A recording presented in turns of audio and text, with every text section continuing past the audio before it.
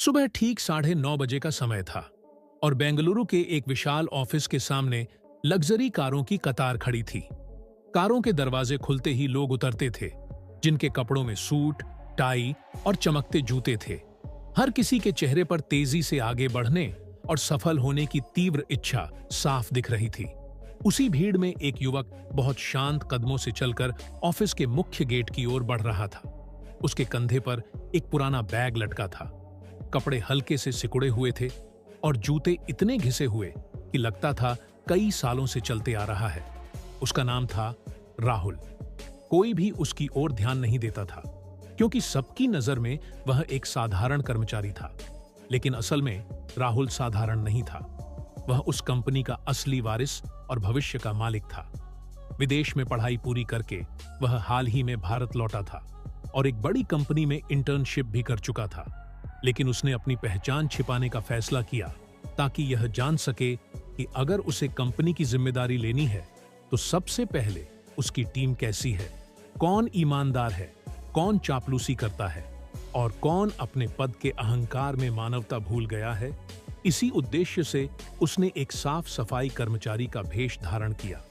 हाथ में झाड़ू लेकर कमर झुकाए वह ऑफिस के अंदर प्रवेश कर गया।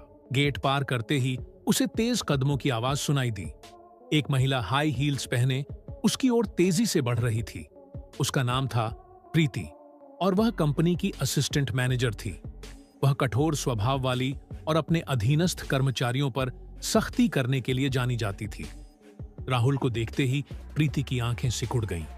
उसने ऊपर से नीचे तक उसे नजरों से परखा और कठोर स्वर में बोली, "यहां क्यों खड़े हो? अभी सब साफ करो। ये तुम्हारा खड़ा रहने की जगह नहीं है।" राहुल ने सिर झुका लिया और एक पल के लिए उसके सीने में हल्का दर्द महसूस हुआ, लेकिन उसने चेहरे पर शांति बनाए रखी।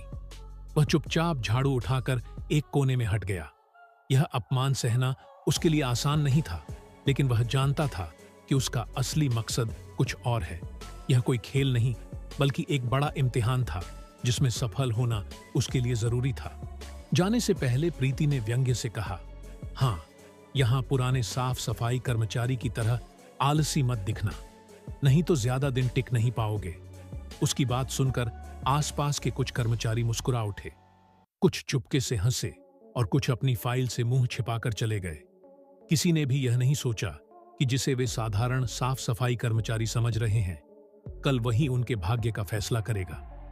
राहुल ने झाड़ू से फर्श पर एक निशान बनाया और मन ही मन प्रतिज्ञा की कि वह सब कुछ देखेगा, सब कुछ सहन करेगा और सही समय पर सच्चाई सबके सामने लाएगा।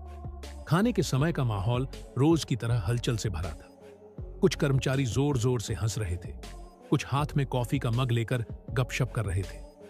राहुल चुपचाप झाड़ू लेकर एक कोने में सफाई के काम में जुटा था। उसकी आंखें फर्श पर थीं, लेकिन कान हर बात सुन रहे थे। अचानक एक महिला जोर से हंसकर इशारा करके बोली, "अरे देखो, नया साफ सफाई कर्मचारी एकदम देहाती लग रहा है। लगता है जिंदगी में पहली बार किसी बड़े ऑफिस में आया है।" उसके पास बैठी एक और लड़की तुरंत बोली, "हाँ, लगता है लिफ्ट का बटन दबाना भी नहीं जानता।" उनके साथ बैठे एक और कर्मचारी ने और अपमान जोड़ते हुए कहा, "कल फिर से हमारे साथ कैंटीन में खाना मांगने न आना।" सबकी हंसी एक साथ गूंज उठी। माहौल में घृणा और अहंकार की गंध फैल गई, लेकिन राहुल ने सिर नहीं उठाया। उसके होठों पर एक हल्की मुस्कान थी। वह मन ही मन सबके चेहरे याद कर रहा था। वह जानता था कि ऐसे पल ही असली परीक्षा है, जहां इंसान का चरित्र समझ में आता है। वह सबके असली रूप को मन में उतार रहा था। कुछ देर बाद सब अपनी हंसी और कॉफी का मग खत्म करके खाने के कमरे से चले गए। राहुल अभी भी सफाई के काम में लगा था। उसके अंदर कहीं गुस्से की चिंगारी जल रही थी, लेकिन उसने अपने मन को शांत किया। वह जानता था कि अगर वह भावुक हो गया तो उसकी पूरी योजना बर्बाद हो जाएगी। उसे धैर्य और समझदारी से आगे बढ़ना होगा। सायंकाल ढल रहा था। ऑफिस के बाहर एक चमकदार लग्जरी कार रुकी। राहुल ने दूर से देखा कि प्रीति फोन पर बात करते हुए कार में सवार हो रही थी। उसके चेहरे पर अहंकार और दिखावे की झलक साफ थी। उसकी फोन पर कही बात राहुल के कानों तक पहुंची। "हाँ हनी, आज रात मुझे किसी 5 स्टार रेस्टोरेंट में ले जाओ। किसी सस्ते कैफे में मैं नहीं जा सकती। राहुल ने एक पल के लिए उस दृश्य को ध्यान से देखा, फिर आंखें नीचे कर ली। उसके मन में एक ही विचार आया कि यह अहंकार ज्यादा दिन नहीं चलेगा। सत्ता और पद हमेशा इंसान को नहीं बचा सकते। एक दिन सच्चाई सबके सामने आएगी। राहुल शांत कदमों से ऑफिस से बाहर निकल गया। सायंकाल की ठंडी हवा उसके थके शरीर को छू गई, लेकिन उसकी आंखों में एक दृढ़ संकल्प की चमक थी। यह एक लंबे खेल की शुरुआत थी, जहां हर झूठ, हर अहंकार और हर अन्याय का पर्दाफाश होना था। फर्श अभी भी गीला था। अचानक प्रीति की कठोर आवाज गूंजी, यह सफाई तुमने की है क्या? फर्श अभी भी गीला है। अगर कोई फिसलकर गिर गया तो क्या तुम्हारी बुद्धि में कुछ नहीं? राहुल ने सिर झुका लिया और चुपचाप फिर से फर्श साफ करने लगा। आसपास खड़े कुछ कर्मचारी एक दूसरे की ओर देखने लगे। किसी के मन में शायद थोड़ी सहानुभूति आई, लेकिन किसी ने मुंह खोलने की हिम्मत नहीं की। उन्हें पता था कि प्रीति के सामने बोलना मतलब अपनी मुसीबत बुलाना है। सब ने आंखें हटाकर अपने काम में लग गए। इन दिनों राहुल की मुलाकात हुई एक पुराने साफ सफाई कर्मचारी विजय से। विजय कई सालों से कंपनी में काम कर रहा था।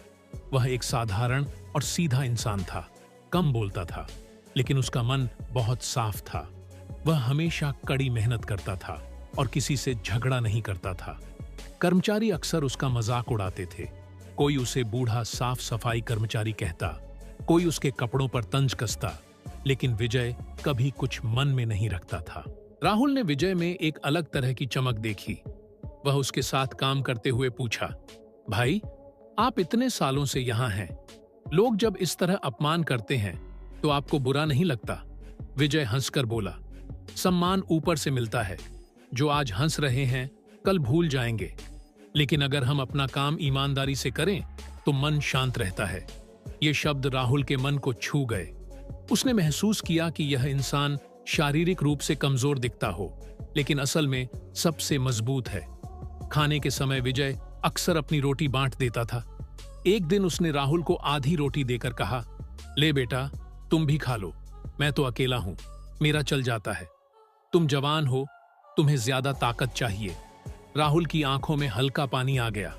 उसने मन ही मन सोचा कि अगर कंपनी में किसी को सबसे पहले न्याय मिलना चाहिए तो वह विजय है। वह विजय के चरित्र की मजबूती और मन की कोमलता का कायल हो गया। उसी पल राहुल ने अपने आप से वादा किया कि वह एक दिन न सिर्फ विजय बल्कि हर उस इंसान के हक को लौटाएगा जिसे यहां सालों से दबाया गया है। लेकिन वह जानता था कि अभी वक्त नहीं आया।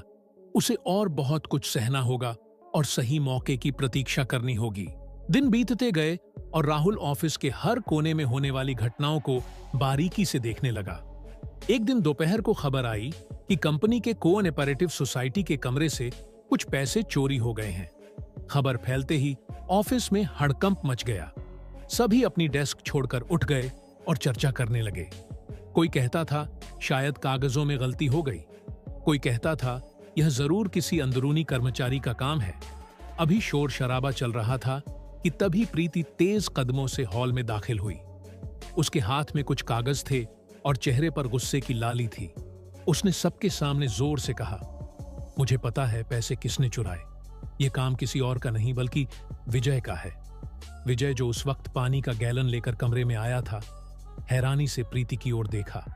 उसकी आवाज कांप उठी, मैडम, मैंने कुछ नहीं किया, मैं तो सिर्फ पानी रखने आया था, पैसे के बॉक्स को हाथ भी नहीं लगाया। लेकिन प्रीति ने उसकी बात नहीं सुनी और सबके सामने उसे कठोर भाषा में फटकार लगाई।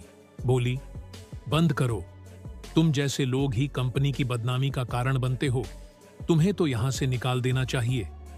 आसपास खड़े कर्मचारी चुप थे। किसी ने हिम्मत नहीं की कि विजय के पक्ष में एक शब्द बोले। सब जानते थे कि प्रीति का बड़े अधिकारियों से अच्छा रिश्ता है और उसके साथ उलझना मतलब अपनी नौकरी को खतरे में डालना है।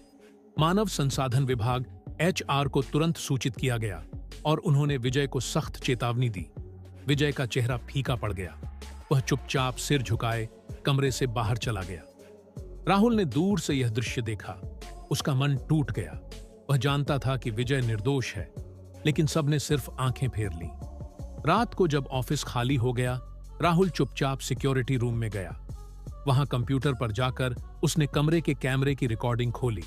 स्क्रीन पर साफ दिखा कि विजय कमरे में आया, गैलन रखा और तुरंत चला गया। उसने पैसे के बॉक्स को छुआ तक नहीं। यह देखकर राहुल ने राहत की सांस ली, लेकिन साथ ही उसके मन में गुस्से की आग भड़क उठी।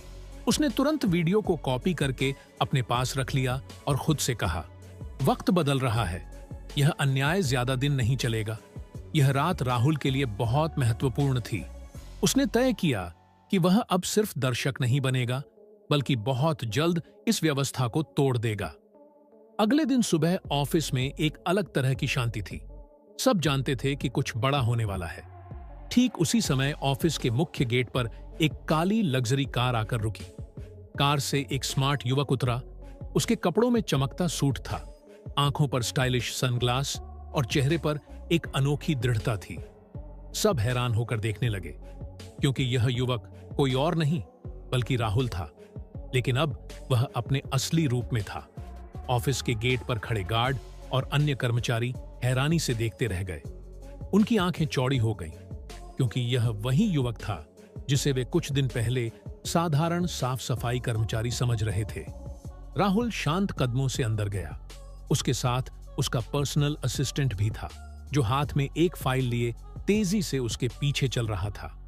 वे दोनों मीटिंग हॉल की ओर बढ़ गए।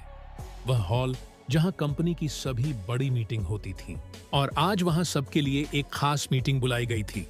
मीटिंग हॉल में सब एक एक करके दाखिल होने लगे। प्रीति एक बड़ी मुस्कान के साथ राहुल का स्वागत करने के लिए आगे बढ़ी, लेकिन वह अभी भी राहुल को नहीं पहचान पाई। उसने सोचा कि शायद यह कोई बड़ा निवेशक या विदेशी मेहमान है। प्रीति बोली, सर, मेरा नाम प्रीति है, मैं असिस्टेंट मैनेजर हूं, आपको इस कंपनी में स्वागत है। राहुल ने उसकी ओर देखकर हल्की मुस्कान दी। वह मुस्कान प्रीति के लिए अपरिचित थी, लेकिन उसमें एक मौन व्यंग्य था। राहुल ने शांत स्वर में कहा, धन्यवाद प्रीति, लेकिन तुम्हें अपनी पहचान बताने की जरूरत नहीं, मैं सब जानता हूं। प्रीति हैरान होकर देखती रह गई। उसी पल राहुल ने अपने असिस्टेंट को इशारा करके कहा, अब मीटिंग शुरू करें। सभागार की शुरुआत में राहुल ने एक बड़ा स्क्रीन ऑन किया। स्क्रीन पर वह सीसीटीवी फुटेज चलने लगा, जिसमें विजय पर झूठा चोरी का आरोप लगाया गया था। सब हैरान होकर देखते रहे कि प्रीति ने कैसे एक निहत्थे इंसान को सबके सामने अपमानित किया। फुटेज में साफ दिखा कि विजय सिर्फ पानी का गैलन रखकर चला गया था और उसने पैसे के बॉक्स को छुआ तक नहीं। वीडियो खत्म होने पर हॉल में सन्नाटा छा गया। राहुल ने गंभीर स्वर में सबको संबोधित किया, पिछले कुछ दिनों से मैं यहां था, सिर्फ एक साधारण इंसान के रूप में नहीं, बल्कि इस संस्थान के भविष्य के रूप में मैं देखना चाहता था कि मेरी इस फैमिली में कौन ईमानदार है और कौन सिर्फ सत्ता के पीछे भाग रहा है। मैंने देखा कि यहाँ कुछ लोग अपने अहंकार और झूठे घमंड की वजह से दूसरों को कितना नीचा दिखा सकते हैं। देखा कि कैसे एक ईमानदार और मेहनती इंसान पर आरोप लगाया गया। प्रीति का चेहरा सफेद पड़ गया। वह डर से कांप रही थी। वह राहुल की ओर देखकर कुछ नहीं बोल पाई। राहुल ने फिर विजय को बुलाया। विजय अभी भी डरते डरते सभागार में आया। उसके पुराने कपड़े और चेहरे पर वही पुराना डर था। राहुल मुस्कुराते हुए उसके पास गया और बोला, भाई विजय, आज से आप इस कंपनी के लॉजिस्टिक कोऑर्डिनेटर हैं। यह आपकी ईमानदारी और मेहनत का इनाम है। आप एक सच्चे इंसान हैं। मैं आपको सम्मान देता हूं। विजय की आंखों में आंसू आ गए। उसके चेहरे पर खुशी और कृतज्ञता का भाव था। उसने राहुल को धन्यवाद दिया और चुपचाप रोने लगा। इसके बाद राहुल ने सबकी ओर देखकर कहा, जिनमें मानवता और ईमानदारी की कमी है, उनके लिए इस कंपनी में कोई जगह नहीं होगी। इसके परिणाम स्वरूप प्रीति को कंपनी से निकाल दिया गया। राहुल ने बाद में प्रीति से निजी तौर पर मिलकर कहा, जिंदगी यहीं खत्म नहीं होती, तुम्हें अभी भी बदलने का मौका है। अहंकार अस्थायी सम्मान देता है, लेकिन आखिर में सब कुछ छीन लेता है। फिर एक कार्ड देकर बोला, हमारे पास एक ट्रेनिंग प्रोग्राम है, अगर चाहो तो उसमें शामिल हो सकती हो, वहां से नई शुरुआत कर सकती हो। प्रीति तब समझ गई कि उसने क्या गलती की। उसकी आंखों में आंसू आ गए। उसने सिर झुकाकर राहुल को धन्यवाद दिया और चली गई। अगले दिन से सब कुछ बदल गया। कर्मचारी कंधे से कंधा मिलाकर काम करने लगे। उन्होंने समझ लिया कि इंसान की असली पहचान उसके पद, पैसे या कपड़ों से नहीं, बल्कि उसके चरित्र और मानवता से होती है। कभी किसी को छोटा मत समझो, क्योंकि कौन जाने किसके पास क्या छिपी प्रतिभा या पहचान है। अगर कहानी पसंद आई हो तो हमारे चैनल को सब्सक्राइब करना न भूलें। अगले वीडियो में मिलते हैं।